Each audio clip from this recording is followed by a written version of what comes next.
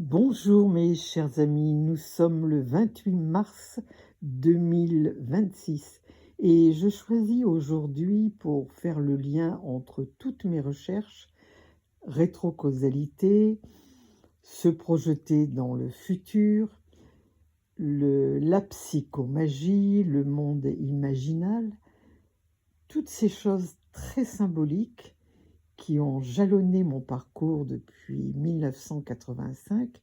J'essaye de les synthétiser sous forme de podcast. Pourquoi un podcast? Car c'est quelque chose qui vous permet d'écouter en toute tranquillité, dans le moment choisi par vous, et qui peut, d'une certaine façon, comme c'est un lien entre plusieurs approches, je préfère cette possibilité. J'ai choisi la carte du tarot qui symbolise la carte du monde. Et au centre, au lieu qu'il y ait la femme qui tient la fiole, qui est l'élixir de longue vie et le bâton qui nous indique la direction sur le futur, il y a l'étoile qui symbolise le monde imaginal, qui symbolise la conscience, qui symbolise le, comment dire, le futur. Voilà, voilà où j'en suis. Donc, quelle est l'origine de la psychomagie? La psychomagie a été créée en 1985 par le cinéaste franco-chilien Alexandro Jodorowsky. Alexandro, c'est un cinéaste, un écrivain, un créateur de bandes dessinées, un metteur en scène et surtout et avant tout un immense chercheur spirituel qui a toujours cherché à soulager son prochain par des approches très personnalisées et qui font beaucoup appel au peuple premier. Donc là, il y a déjà un premier lien entre rétrocausalité et ce souvenir du futur et cette approche. Donc, Alexandro, dans son travail thérapeutique, a développé la psychomagie qui fait appel aux symboles, à des actes rituels, à l'imaginaire et à l'inconscient. Voilà. Quel est le principe général de la psychomagie? L'idée centrale est simple. L'inconscient comprend beaucoup mieux les symboles que les explications rationnelles. Donc, au lieu de parler pendant des heures et des heures et de faire une immense psychanalyse pour arriver à décoder les choses, la personne peut faire un acte de psychomagie qui est un acte symbolique précis. Cet acte agit comme un message adressé à son inconscient.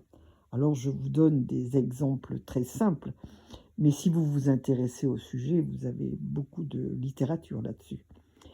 Par exemple, on peut écrire une lettre, on peut la brûler et l'enterrer et faire pousser une plante pour que d'une chose traumatique émerge un rosier blanc, par exemple. On peut enterrer un objet, on peut aussi exercer un geste rituel. Ces actions servent à transformer intérieurement la relation au passé. Donc, quel est le lien entre la psychomagie et mes propres recherches? Mon travail porte sur l'imaginal, c'est-à-dire le pont entre imaginaire et au-delà, là où on crée par symbole et par une intention quelque chose de fictif mais qui va devenir réel. Les synchronicités, l'intention, la rétrocausalité, tout ça est très proche d'une certaine façon. Dans ces cas-là, il s'agit toujours d'un monde symbolique. On parle à une dimension plus profonde de la conscience.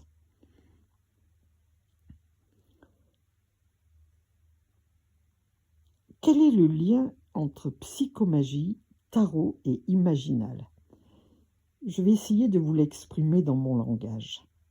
La psychomagie, développée par Alexandro Jodorowsky, basée sur l'esprit simple que l'inconscient ne comprend pas les discours rationnels, mais comprend les symboles et actes rituels. Un acte symbolique peut donc agir en profondeur sur la psyché. Le tarot de Marseille fonctionne aussi par symbole. Chaque carte est une image archétypale qui parle directement à notre inconscient. Exemple, le mat, c'est l'explorateur du futur et notre liberté en action. La roue de fortune représente les cycles du temps. Le temps n'est pas linéaire, le temps est multidimensionnel. Le monde représente l'harmonie de l'être qui a trouvé son chemin vers sa conscience, son Dieu intérieur et son soi. C'est une image d'accomplissement. Ces images activent une compréhension intuitive et profonde de notre psyché. Alors, le monde imaginal, le philosophe Henri Corbin a parlé de ce monde imaginal.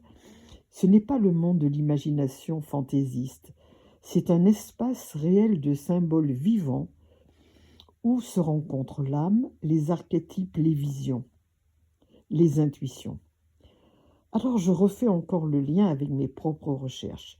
Dans mon travail, je vous parle, avec mes 42 vidéos, de la rétrocausalité, des synchronicités, des intentions dans le futur. Alors comment on peut aussi utiliser dans ces recherches la dimension imaginale? Par exemple, poser une intention, visualiser un futur possible, observer les signes qui apparaissent. C'est comme si on dialoguait avec le monde symbolique de la vie.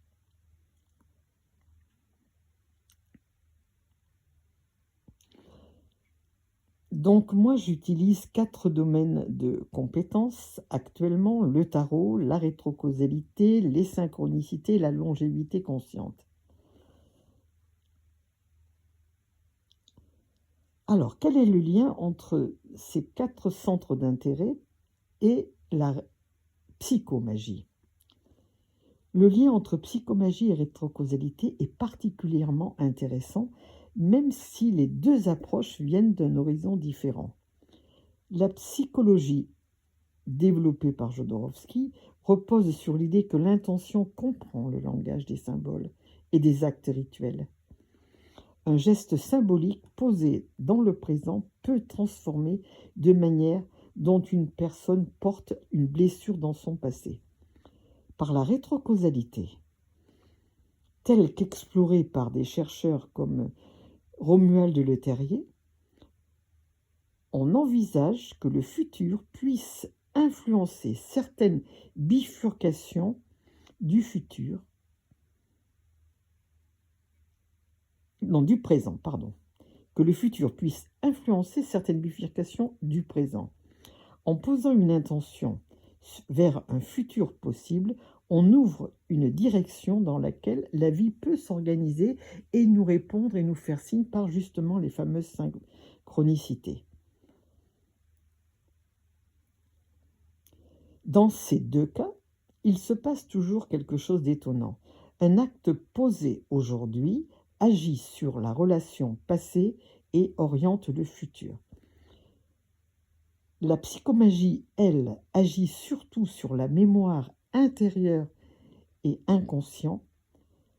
La rétrocausalité agit plutôt sur la structure du temps et des possibilités.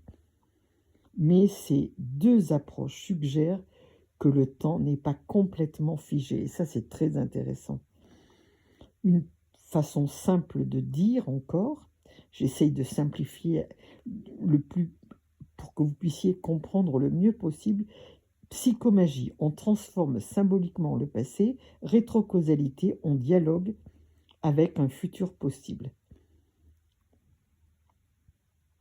Un acte que je vais poser aujourd'hui peut changer de manière considérablement passée. Et cela me permet d'envisager le futur autrement. Voilà un petit peu le fil conducteur de mes recherches à partir de la rétrocausalité qui nous parle de temps inversé, de l'intention qui nous demande de nous projeter via la voie imaginale dans un futur possible. La création de cette intention va faire bifurquer les lignes spatio-temporelles et permettre à la vie de venir dialoguer avec nous. Et c'est souvent sous forme de phénomène de synchronicité. La synchronicité, c'est un phénomène époustouflant. On en vit tous plus ou moins, mais personnellement, je viens d'en vivre une qui a été stupéfiante pour moi et qui a validé les 2 ans de travail que je viens d'opérer sur la rétrocausalité. Et maintenant, je sais que ce travail, il a un sens et c'est ce qui me pousse à vous faire cette vidéo de compréhension de multiples entre la rétrocausalité, entre la psychomagie qui parle à l'inconscient via des symboles et des actes symboliques et qui va transformer le passé, et aussi ce pouvoir que nous avons de projeter dans notre futur, grâce à l'intention, une intention de longévité qui va être alimentée par la bifurcation des voies spatio-temporelles et agir sur notre présent. Voilà, j'espère que j'ai été assez claire, mais en tout cas, j'ai fait l'effort d'être au plus près de vous dans votre intimité. Sachez que quand je fais ce podcast, je m'adresse à chacun de vous dans votre intimité, dans votre conscience, et je parle de cœur à cœur, de Dieu intérieur à Dieu intérieur. Alors le Dieu intérieur, je résume, j'ai connu ça en 1985. Le Dieu intérieur, qu'est-ce que le Dieu intérieur? Le Dieu intérieur, je me répète, mais ça vaut parfois la peine de se répéter, c'est cette partie de nous-mêmes que Jung a appelé le grand soi. Il y a le petit soi à l'intérieur qui est relié au grand soi, le soi de l'univers. Ça peut être la conscience, qui est cette part de nous-mêmes qui est invulnérable et qui veut notre bien pour nous faire évoluer, nous faire progresser dans notre chemin initiatique, qui est le temps de notre incarnation. Ça peut être aussi l'âme qui a un projet pour nous. Quand nous sommes une onde chargée d'un programme de nos parents, un programme parental qu'il va falloir, pendant cette incarnation, travailler, épurer, expurger, transformer pour que nous puissions nous réaliser en tant qu'êtres humains, conscients, réalistes et porteurs de cette énergie. Et souvent, tout ce travail qui paraît très difficile est malgré tout un travail merveilleux, car il nous permet de développer l'amour de nous-mêmes, qui est la clé totale de tout le système général, l'amour de nous-mêmes, pas être tributaire de l'amour de soi, du regard des autres, de la considération, mais avoir vraiment ancré en soi cette confiance en soi qui nous donne cet amour de nous-mêmes et qui nous donne une immense liberté. Et lorsqu'on travaille dans tous ces secteurs, on travaille au niveau de son cœur et on travaille 3 éléments fondamentaux qui sont la joie au quotidien dans les petites choses, la gratitude d'être protégé, aimé par notre Dieu intérieur et la liberté d'être. On n'a plus peur de la mort, on n'a plus peur de la solitude. On est protégé par ce Dieu intérieur. Voilà un petit peu ce que je voulais vous confier dans ma découverte il y a 2 ans de la rétrocausalité, du chemin que j'ai parcouru seul, de cet acte, de cette synchronicité que j'ai vécue il y a 1 semaine et qui a été la validation totale de mon travail.